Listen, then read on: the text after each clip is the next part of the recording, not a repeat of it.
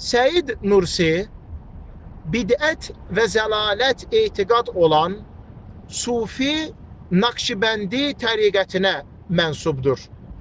Əhl-i sünnə vəl cəmaatdan, salih sələflərdən olmamış, bidət və zəlalət etiqad olan Sufi Nakşibəndi təriqətindən olmuşdur. Alim, elm əhli deyildir.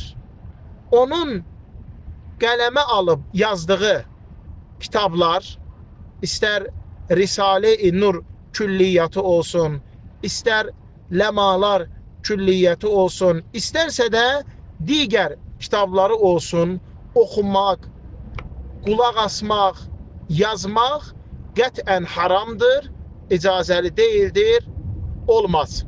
Bu kitabların içərisində çoxlu sayda uydurma və zəif rəvayətlər vardır.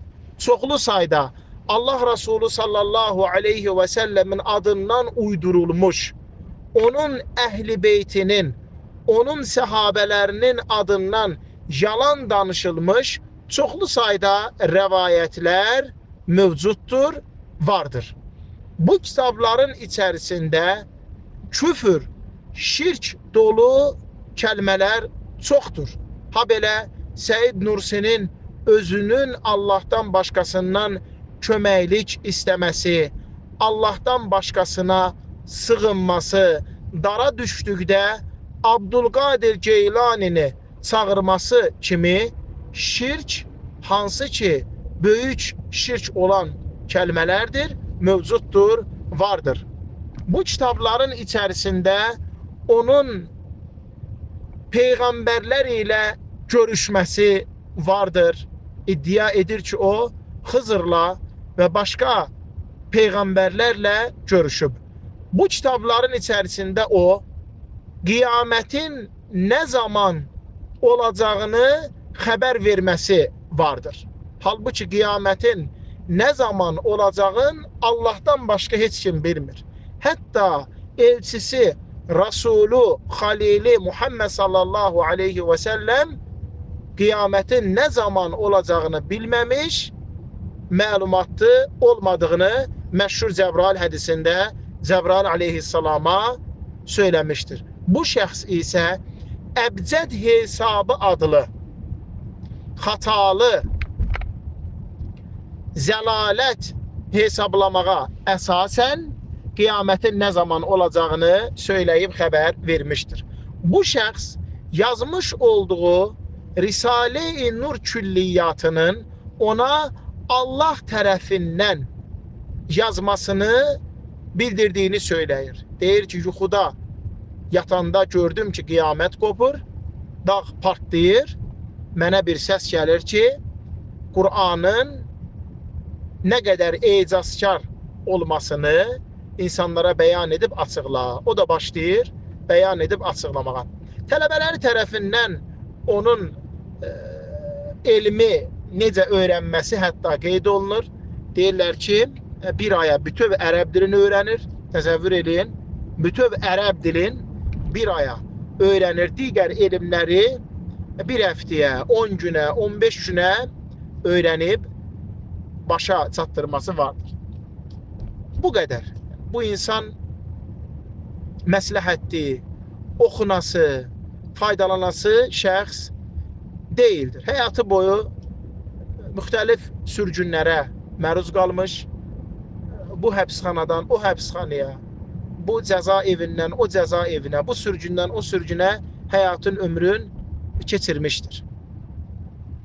Şizofreniya xəstəliyi də onda olması görünür. Şizofreniya xəstəliyi onda olması görünür. Heyvanlarla danışmağından danışır, qarışqa ilə, siçanla, başqa-başqa heyvanlarla həbsxanada olanda danışmağından danışır. Qeybdən xəbərlər aldığını söyləyir. Halbuki qeybi Allahdan başqa heç kim bilmir.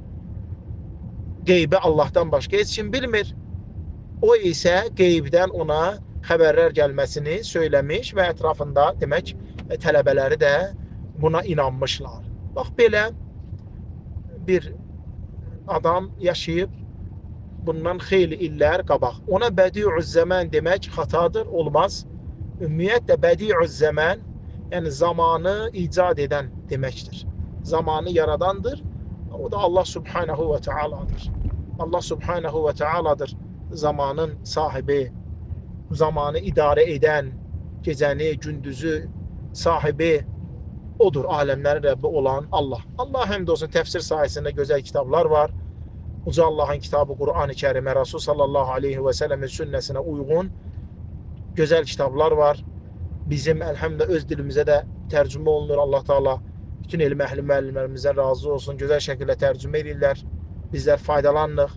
İbn Kəsirin Təfsirül Qur'anil Azim, əzəmətli Qur'anın təfsiri kimi, Muhammed İbn Cərir At-Tabərinin Cəmi'ül Ulumul Qur'an, İmam Taberi rahimehullahın təfsiri, həm İmam Qurtubinin təfsiri, həmsə İmam Bağavinin təfsiri və s.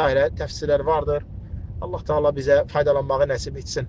Bu şəxs Qur'an-ı Kərimin başdan ayağa möcüzəvi, ecazkar bir kitab olduğunu yazdığını söyləyir. Halbuki içərisində Qur'an-ı Kərimin 6236 ayəsindən və müxtəlif rəqəmlər var Qur'an-ı Kərimdə ayələrin sayı haqqında. Yəni üst-üstə yıxsan orada 200 ya 300 ayəni demək öz nəfsinə uyğun Qur'ana, sünnəyə müraciət etmədən, sahabələrin yoluna qayıtmadan, onların başa düşməyinə, fəhminə qayıtmadan öz bildiyi kimi təfsir edib açıqlamışdır. Görmüş olduğu təbiət hadisələri, yuxular, nə bilim dostları ilə olan söhbətlərinə əsasən filan şəhərdə bir dostumuz var idi. Onunla bu söhbət elədik. Ondan sonra başladım bunu yazmağa. Yaxud da filan şəhərə səfərə gedəndə Kastamonuya mı, Ispartaya mı, başqa yerlərə səfərə gedəndə bir şəxslə qarşılaşdım. O belə bir söz dedi. Götdüm bunu kitabıma yazdım və s. Yəni belə nağıllar çoxdur. Burada görürsünüz. Allah Teala hidayət versin.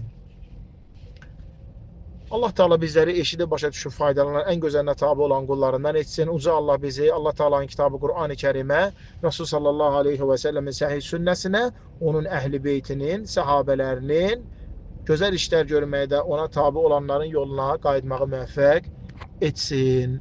Amin.